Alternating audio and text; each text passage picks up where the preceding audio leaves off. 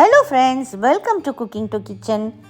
இன்றைக்கி நம்ம cooking to கிச்சனில் என்ன செய்ய போகிறோன்னு பார்த்தீங்கன்னா, கிராமத்து ஸ்டைலில் தேங்காய் பால் நெய் சோறு, சீரக சம்பா அரிசியில் இதை ரொம்ப சிம்பிளாகவும் ஈஸியாகவும் செய்து முடிச்சிடலாம்.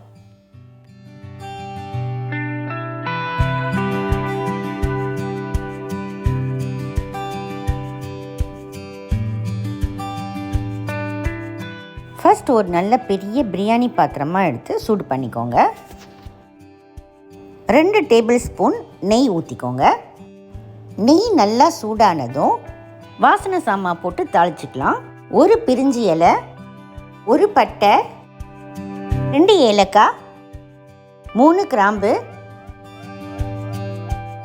நெய்யில் நல்லா புரிஞ்சு வந்த பிறகு நம்ம மற்ற இன்க்ரீடியன்ஸை சேர்க்கலாம். இந்த நெய் சோறு ப்ரிப்பேர் பண்ணிக்கிட்டு இருக்கும்போதே நம்ம இதுக்கு தேவையான அரிசியை ஊற வச்சிடலாம்.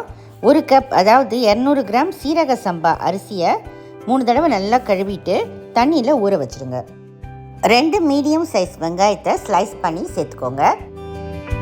இந்த வெங்காயத்தை பொன்னிறமாக வறுக்கணுன்னு அவசியம் இல்லை, சும்மா லைட்டாக ஃப்ரை பண்ணாலே போதும். சாஃப்டாக ஆகிற வரைக்கும் வதக்கிக்கோங்க. நான் இங்கே ஒரு 4 பல்லு பூண்டை தோல் உரித்து வச்சுருக்கேன்.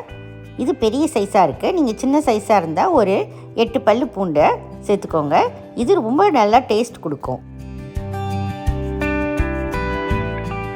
அடுத்தது 2 பச்சை மிளகாவை கீரி சேர்த்துக்கோங்க. சேர்த்துட்டு நல்லா வதக்கிக்கோங்க. மீடியம் ஃப்ளேம்லேயே வச்சு வதக்குங்க. இது கொஞ்சம் புதினாவை ஒரு கை அளவுக்கு சேர்த்துக்கோங்க. இதே போல் ஒரு கைப்பிடி அளவுக்கு கொத்தமல்லி தழை. இப்போ இந்த நெய் சாதத்துக்கு தேவையான அளவு உப்பு சேர்த்துக்கோங்க. கடைசியாக ஒரு 1/4 டீஸ்பூன் சோம்பு சேர்த்துக்கோங்க.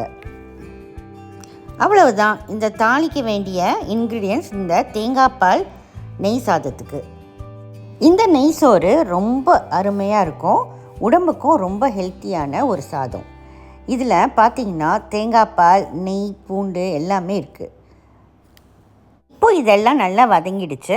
நம்ம தேங்காய் பால் சேர்த்துக்கலாம். 1 கப்பு அரிசிக்கு 2 கப் தேங்காய் பால் எடுத்துருக்கேன். இதை மூடி வச்சு ஃப்ளேமை ஹையில் வச்சு கொதிக்க விடுங்க. இந்த மாதிரி கொதிக்கும்போது இப்படி லைட்டாக கிண்டி விட்டுட்டு லோ ஃப்ளேமில் வச்சு ஒரு 5 நிமிஷம் அப்படியே கொதிக்க விடுங்க.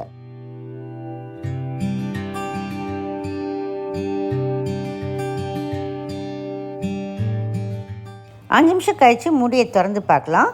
நம்ம சீரக சம்பா ரைஸை நல்லா வடிகட்டிட்டு இதில் இப்போ ஆட் பண்ணலாம்.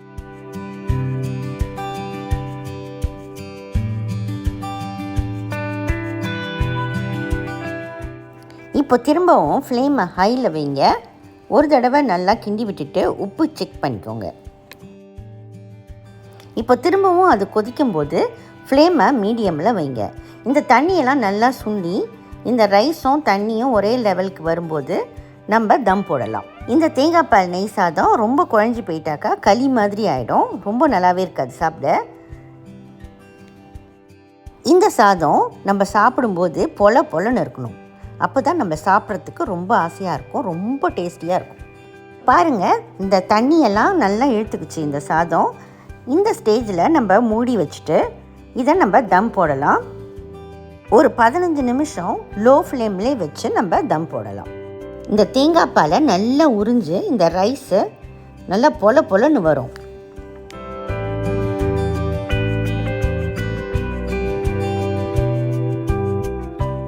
நம்ம தேங்காய் பால் நெய் சாதம் ஒரு 15 நிமிஷமாக தம்மில் வெந்துட்டுருக்கு. இப்போ நம்ம திறந்து பார்க்கலாம். பாருங்கள் எப்படி உதிரியாக இருக்குதுன்னு.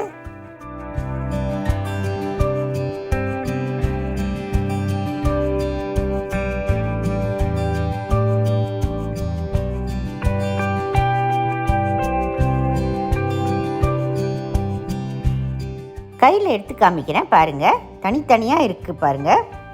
தேங்காய் பால் நெய் சாதத்துக்கு முக்கியமானது தண்ணியோட அளவு, நெய், உப்பு. இப்போ நம்ம அடுப்பை ஆஃப் பண்ணிவிட்டு இதை ஒரு பிளேட்டுக்கு சர்வ் பண்ணலாம். என்ன ஒரு வாசனை, என்ன ஒரு டேஸ்ட். ஃப்ரெண்ட்ஸ், நீங்களும் இந்த தேங்காய் பால் நெய் சாதத்தை உங்கள் வீட்டில் ட்ரை பண்ணி பாருங்கள். இந்த தேங்காய் பால் நெய் சாதத்தோட chicken gravy, mutton gravy, chicken kurma, mutton kurma, veg குருமாவோட சூப்பராக இருக்கும். வெறும் மின்ட் சட்னியோட கூட நீங்கள் இதை ரைஸோட வச்சு சாப்பிட்லாம்.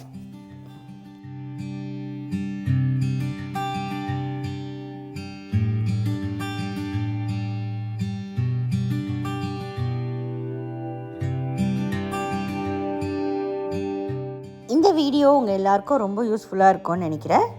இந்த வீடியோ பிடிச்சிருந்தா குக்கிங் டூ கிச்சனுக்கு மறக்காமல் சப்ஸ்கிரைப் பண்ணுங்கள், லைக் பண்ணுங்கள், ஷேர் பண்ணுங்கள், கமெண்ட்டும் பண்ணுங்கள். நம்ம அடுத்த வீடியோவில் ஒரு புது ரெசிபியோடு நான் உங்களை சந்திக்கிறேன். அதுவரை பை பாய். சமைப்போம், ருசிப்போம்.